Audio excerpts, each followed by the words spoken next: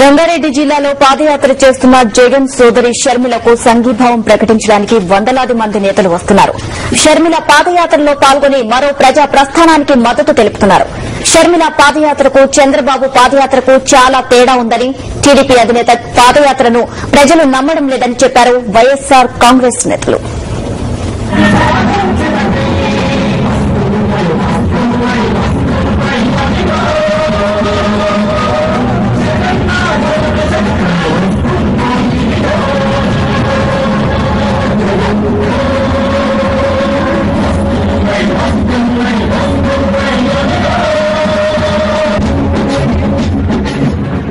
షర్మిల పాదయాత్రకు సంఘీభావం తెలపడానికి వేలాది వైఎస్ అభిమానులు మరో ప్రజా ప్రస్థానానికి తరలి వస్తున్నారు.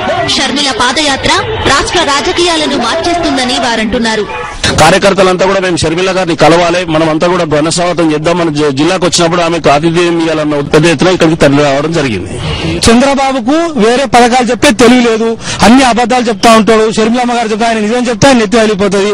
ఏం లేవు, చేత కాదు, చేతకి ఏదో ఏడ్చుకుంటా నడిచినాంరా బాబు అంటే నడుస్తాం, కానీ కొత్త పథకాలు చేసే పరిస్థితి లేదు. కాబట్టి అవే పథకాలు చెప్తూ ఉన్నాడు. మరి అప్పట్లో రాజశేఖర రెడ్డి గారు కరెంట్ ఇచ్చినప్పుడు తీగల మీద వైర్ల మీద బట్టలు ఆసుకోవాలని చెప్పాడు. అప్పుడు యూత్ అవసరం లేదని చెప్పాడు. ఇప్పుడు యూత్ ముందుకు రమ్మన్నాడు. ఇప్పుడు ఏంటంటే ఆయన మెల్లమెల్లగా పాదయాత్ర చేసుకుని జనాలలోకి వస్తుంటే వాళ్ళ దగ్గర ఉన్న ఎమ్మెల్యేలు పరిగెత్తుకుంటూ వైఎస్ఆర్సీపీ సైడ్ వస్తున్నారు. ఈ రోజు చంద్రబాబు గారు గతంలో ఇచ్చిన రాజశేఖర రెడ్డి హామీలో ఈ రోజు ఇస్తున్నాడు. అవి ప్రజలు ఎవరు నమ్మతలేరు. ఎందుకంటే ఆ 9 ఏళ్లలో ఏ ఒక్క పథకం ఆయన చేసి నిరూపించలే.